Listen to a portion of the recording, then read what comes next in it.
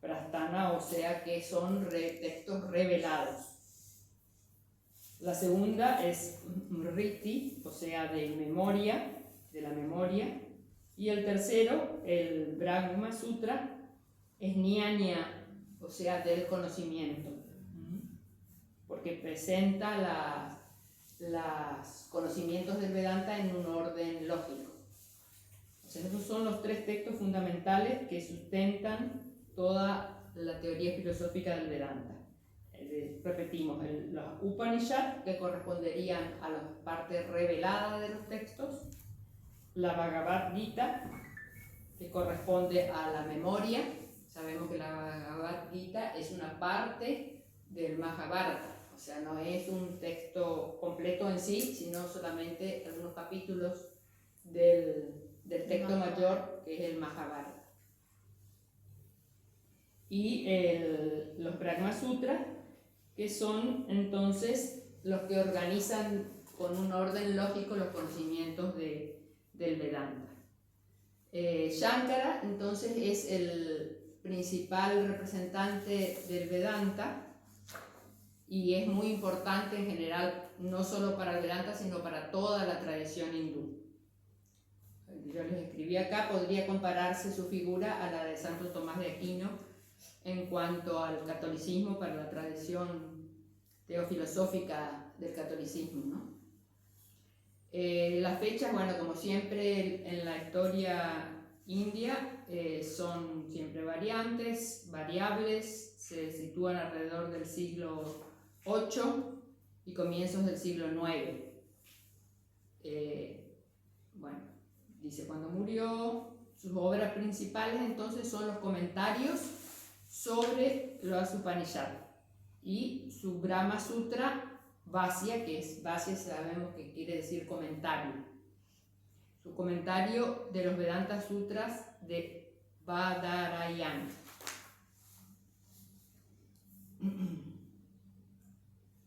Como precursor de la Advaita de Shankara y defendiendo una postura más radical en cuanto que al no dualismo, porque esa es una de las características del Vedanta, que es una filosofía no dualista, se reconoce un solo principio, ahora los vamos a detallar.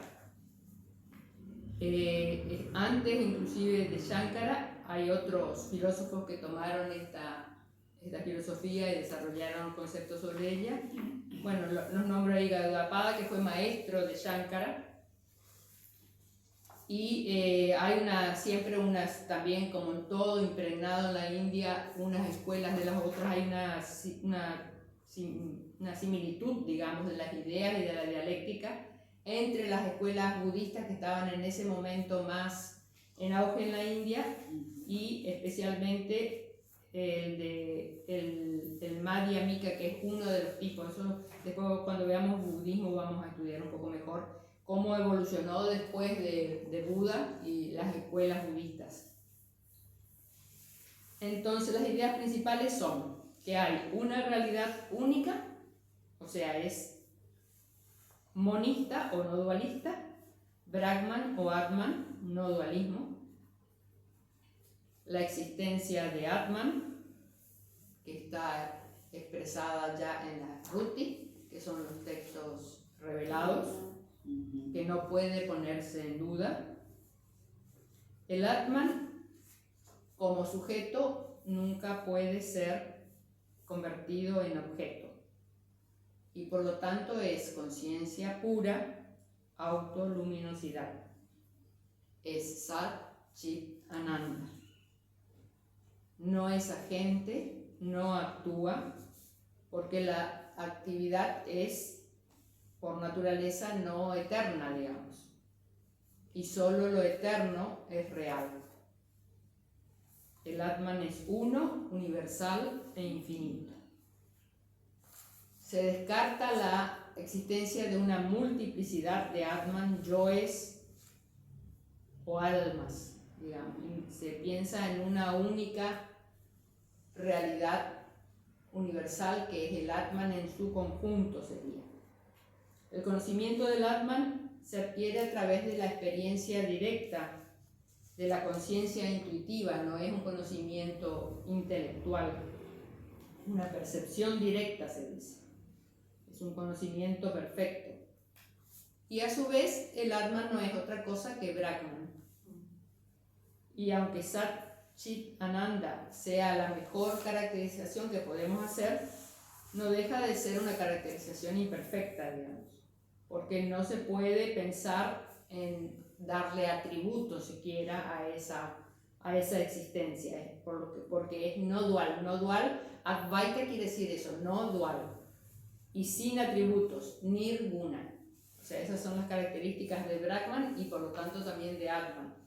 O sea, aunque nosotros hagamos una distinción entre Atman y Brahman, y digamos que Atman es Sat Chit Ananda, Brahman ni siquiera puede calificarse, aunque haya una identidad, digamos, entre Brahman y Atman, existe siempre ahí como una diferencia. Exactamente, como una dicotomía, digamos, entre estos dos pensamientos.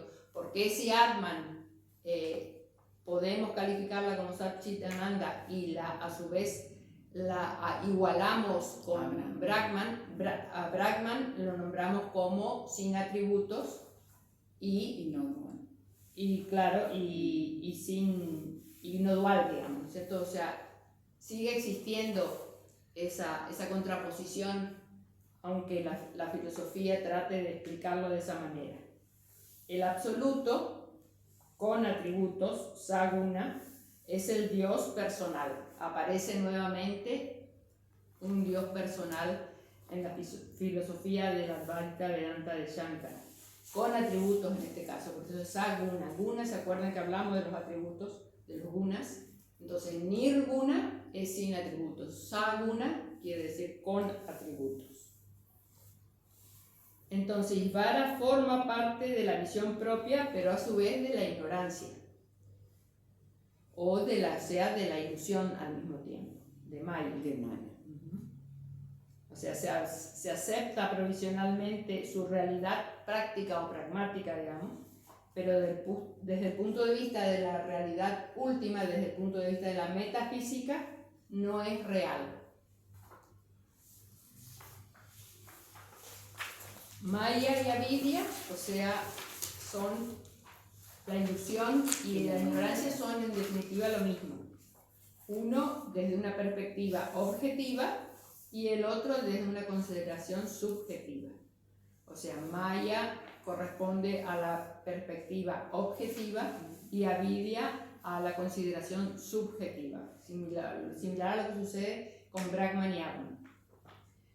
Shankara lo usa indistintamente, digamos, puede usar Maya o puede usar avidya, y algunos practicantes del Advaita Vedanta posteriores lo distinguen, digamos. Maya sería correspondiente a Ishvara y avidya a la del individuo, digamos. O sea, Maya estaría a nivel del Dios personal, y Maya y avidya, quiero decir, correspondería a la ignorancia del individuo. La doctrina de Maya constituye una característica fundamental o principal del Advaita. Las ambigüedades que presentaba Shankara pues permiten ver al mundo, por un lado, como una ilusión, y reconocer que ese carácter ilusorio del mundo es un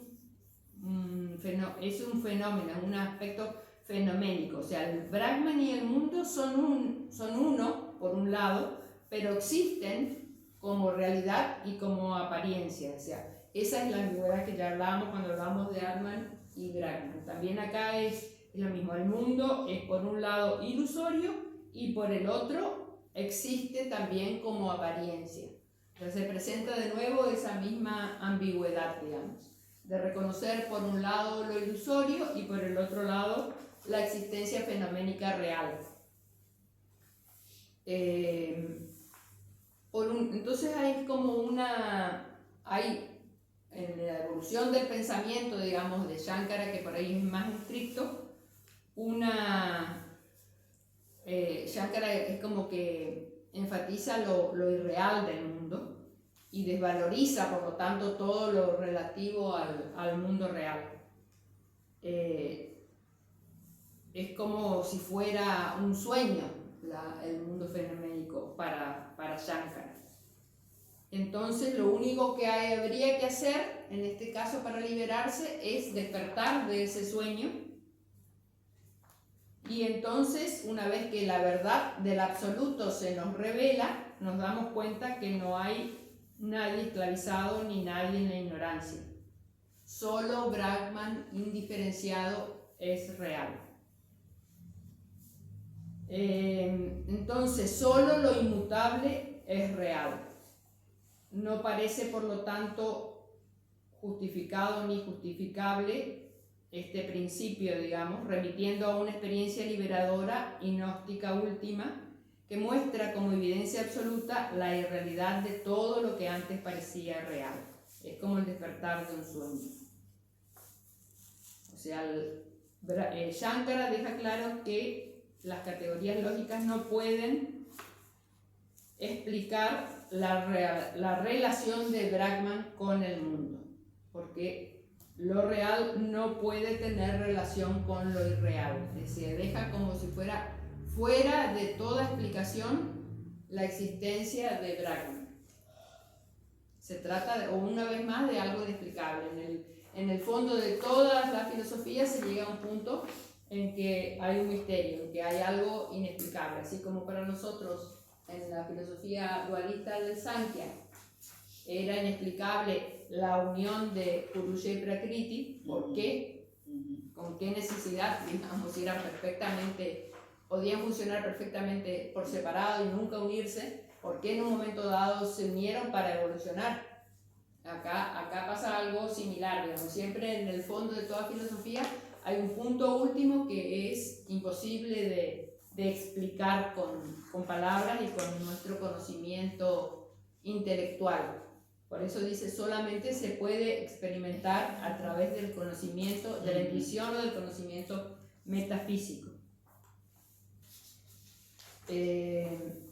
Unas otras preguntas claves que le plantearon a Shankara para de alguna manera tratar de, como siempre aparecen los que tratan de postular o una nueva doctrina o una nueva filosofía. O sea, ya habíamos visto que ese era el método de los pensadores de la India. Primero estudiar la doctrina del oponente, luego realizar las objeciones a la misma, ¿no? Entonces, para realizar objeciones a la doctrina de Maya de Shankara, las preguntas que se hacen son de dónde procede entonces Maya y Avidya, y qué o quién están en la ignorancia y por qué. Entonces, esos serían nuevamente objeciones que no tienen resolución dentro de el Vedanta no dualista, digamos, el Advaita Vedanta. De todas maneras, dentro de la Advaita Vedanta, el yo individual es analizado de la siguiente manera. Si nos situamos en una perspectiva superior, de un punto de vista último, no hay individualidad.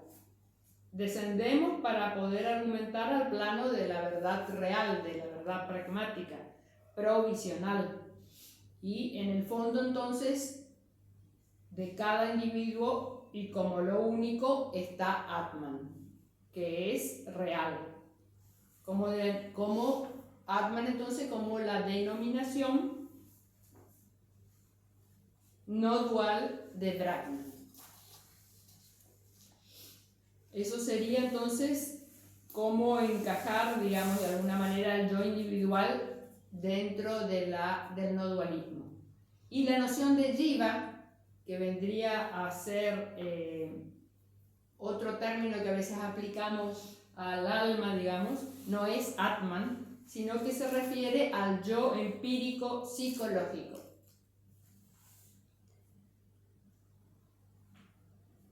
Es como si fuera que Jiva corresponde a Atman, pero visto desde nuestros ojos todavía ignorantes de la realidad.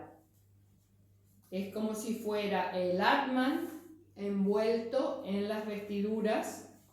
El ego es una de ellas, que no es una sola estructura, sino que es una estructura compleja, una construcción ideal, un objeto del pensamiento que nos constituye la idea del yo individual.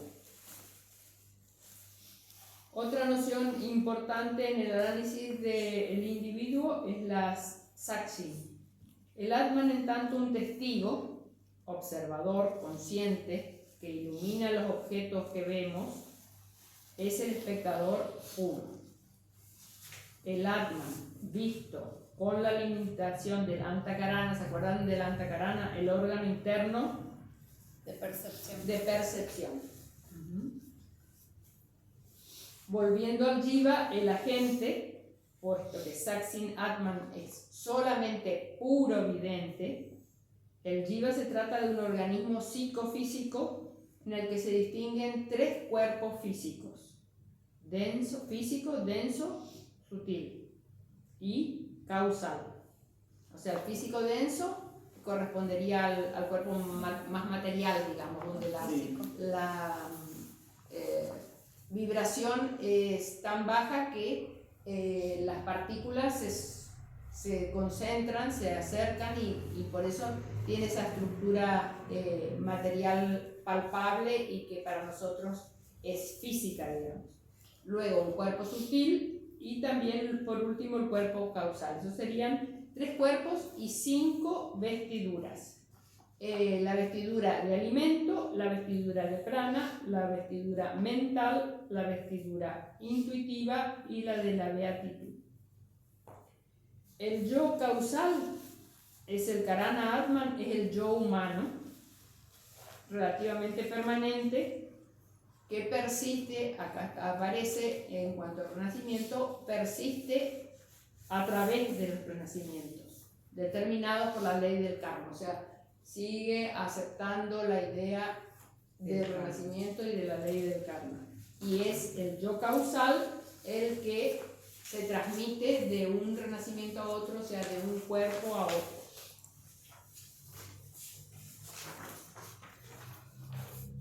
O sea, en definitiva, el Jiva no es del todo diferente del Atman,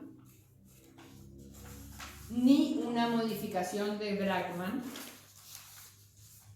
y el mismo Atman, el mismo Brahman único, al estar cubierto por esas vestiduras, nos mantiene en la ignorancia de nuestra verdadera naturaleza. Solo así explicamos la identidad metafísica Jiva Atman, Atman Brahman, que es la esencia de las Upanishads en definitiva. O sea, aunque la relación entre ellos, una vez más decimos, no es lógicamente articulable.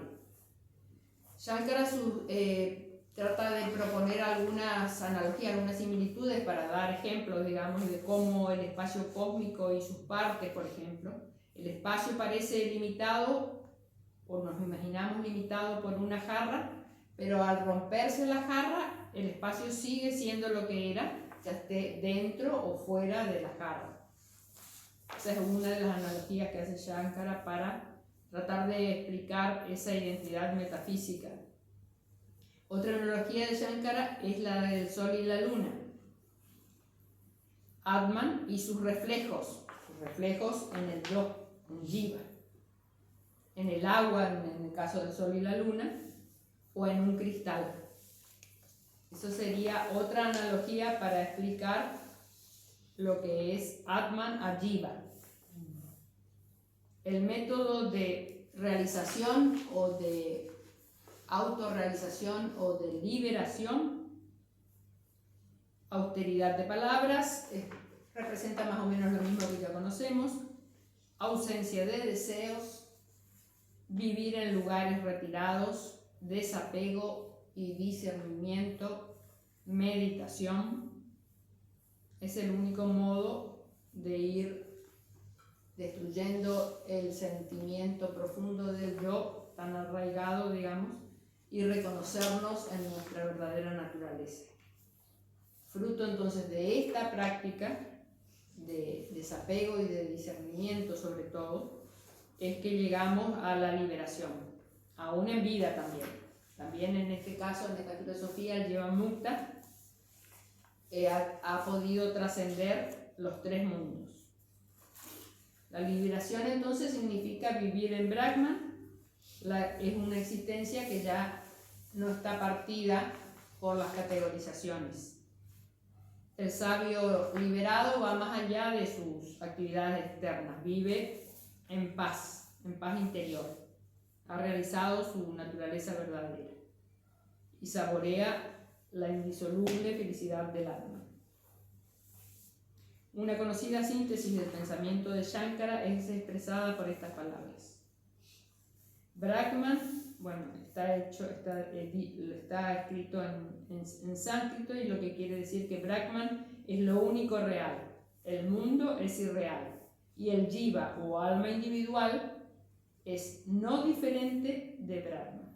Esa sería la esencia de la filosofía de Shankara respecto al Vedanta. O sea, es no diferente, o sea que es igual. Claro. Similar. Shankara es como si fuera el más radical de los pensadores del Vedanta en cuanto a su no dualismo. Y después tenemos otro pensador que hizo algunas modificaciones de la doctrina Vedanta, que es Madhva, que es ya un Vedanta más dualista. Él fue uno de los primeros, o fue el primero en realidad, en exponer esta filosofía como propia, digamos. Aunque la consideramos dualista, en realidad es un pluralismo radical, porque en esta filosofía la diferencia juega un papel fundamental.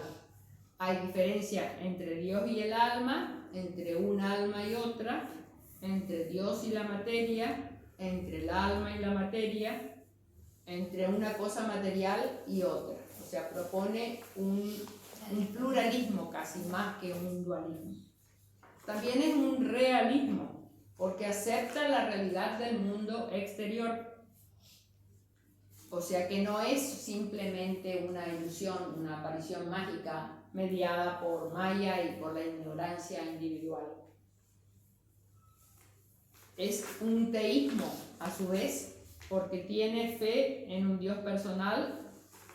En este caso sí, la gracia de ese Dios personal es necesaria para la salvación, cosa que no encontrábamos en el Vedanta no dualista de Shankara, en que la salvación o la realización o la liberación era simplemente llegar a la revelación interior de que somos lo mismo que Brahman o Brahman. En este caso, en el dualista Madhva, sí hay una necesidad de la devoción, digamos, hacia un Dios personal para conseguir la liberación. En el sistema de Madhva, Har, Vishnu, habrán escuchado a veces en las canciones que le dicen Har, Har, Har, Har, Hare Vishnu. Es la representación del Dios personal. O sea, es una escuela en el sentido vishnuista. Eso después vamos a ver, no sé si hablamos ya algo de las sectas, pero después vamos a ver cómo más allá de cada filosofía hay elementos sectarios en cada una de ellas. Es decir, los practicantes o creyentes de alguna filosofía a su vez mantienen una determinada devoción hacia alguna de las figuras principales del panteón hindú, generalmente nunca a Brahman, sino generalmente a Vishnu y a Shiva. Entonces, más allá de la filosofía a la que uno adhiera, está la práctica personal y devocional está destinada ya sea a Shiva o a Vishnu. En este caso, entonces, consideran a Vishnu como el Dios personal, lo llaman Har, el Ser Supremo.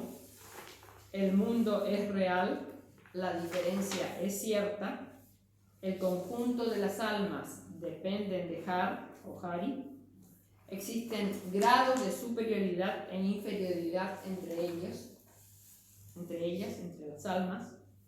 La liberación consiste en el gozo del alma de una bienaventuranza que en realidad ya existe dentro de cada uno, ¿no? La devoción sin tacha es el medio para obtenerla, o sea, es una escuela muy devocional en ese sentido.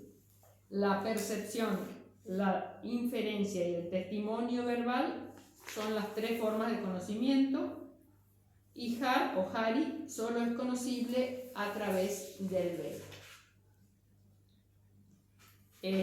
Algunos de los aspectos que los diferencia con el no dualismo de Shankara es, por ejemplo, que para que algo sea real no es necesario que sea eterno ni ubicuo, aunque lo que no es eterno y lo limitado, aún lo que no es eterno y limitado es real para Mahabharata, a diferencia de para Shankara.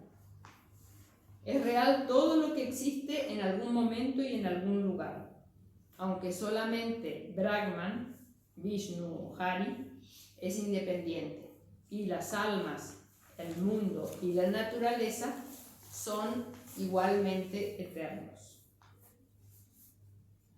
Destaca la figura de una energía creativa del Señor, eternamente libre del samsara, de la rueda de reencarnaciones, que es la primera entre los seres dependientes. Es como lo que equivaldría a Shakti para nosotras.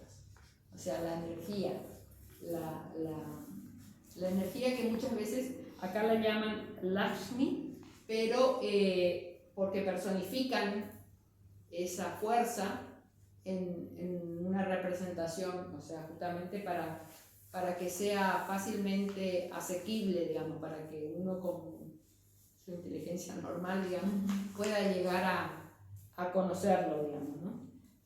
Las almas entonces son diferentes de Dios y del mundo, son eternas y bienaventuradas por naturaleza.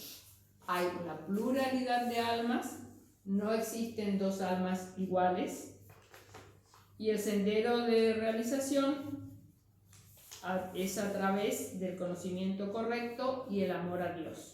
El amor o bhakti o devoción, que ya habíamos hablado de él, es el medio entonces en esta filosofía para la liberación. La liberación se alcanza mediante este amor y de ninguna otra forma. Las almas necesitan la gracia de Dios para salvarse. En ese punto, no sé si encuentran ustedes la similitud con lo que es el catolicismo. Y aunque en la teoría haya escuelas muy estrictas como la de Shankara, digamos, en que no reconocen ningún aspecto real del mundo, en la práctica ocurre más como ocurre con el dualista de Magda. Es decir, los devotos o practicantes del Vedanta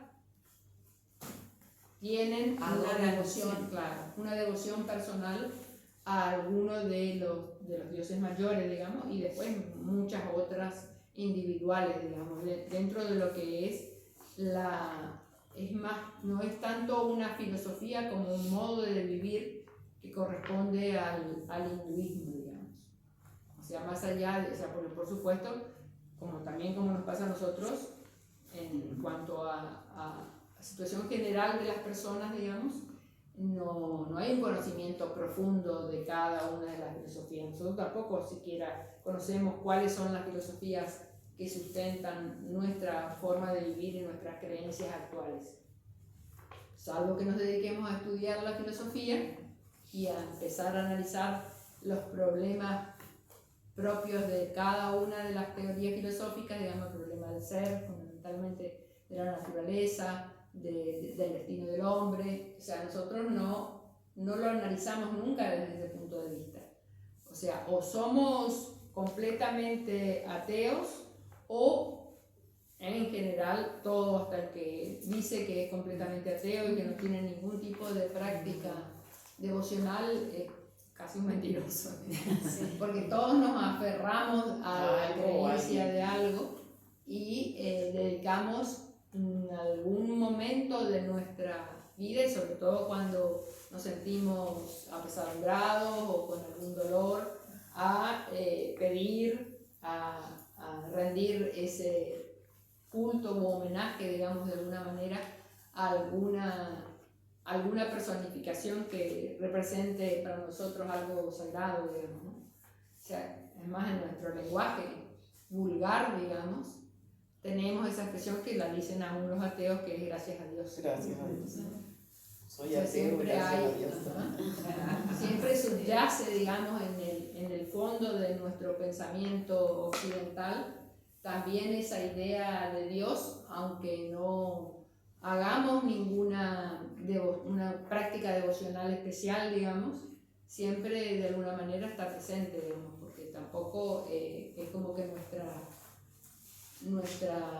educación nos prepara o ni siquiera nos estimula a que desarrollemos ese aspecto un poco más espiritual, digamos, de nuestra personalidad. Siempre nos quedamos en lo intelectual y hasta más que ahí no avanzamos. O sea, nadie nos habla ahora de a poco del aspecto emocional, pero el aspecto emocional no es el aspecto espiritual. No. El aspecto emocional es, si lo vamos a caracterizar, está por debajo, incluso del intelectual, digamos, ¿no? En cuanto a la vibración energética, si respecto a eso hablamos. No es que no sea importante, es tan importante como todo lo demás, digamos, ¿no? Pero no hay ninguna educación que nos prepare para reconocernos en esos otros aspectos de nuestro ser. Como sí lo hay en la cultura hindú, digamos, y dentro del hinduismo, y también se queda en lo superficial, o sea, se dedican a ser devotos de un dios, a hacerle ofrendas para conseguir determinados beneficios, o sea, tampoco es que todos son profundamente espirituales, o sea, la mayoría también se queda en la expresión superficial, digamos. Claro, el mecanismo. Exactamente. En lo exterior, digamos, ¿no?